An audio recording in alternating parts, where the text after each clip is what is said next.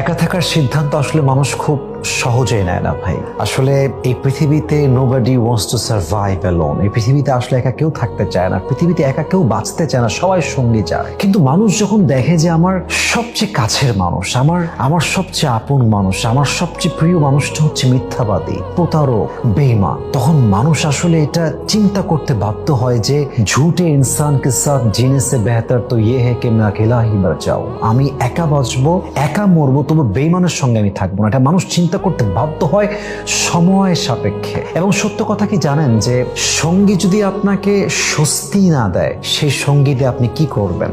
সঙ্গী মানে হচ্ছে বিশ্বাসের জায়গা, সঙ্গী মানে হচ্ছে ভরসার জায়গা, সঙ্গী মানে হচ্ছে আমার সবচেয়ে স্বস্তির জায়গা। তো সেই সঙ্গী যদি বেঈমান না হয়, তবে সেই সঙ্গীর সঙ্গে বাঁচার চাইতে আজীবন একা বাঁচা উত্তম, একা মরাই উত্তম।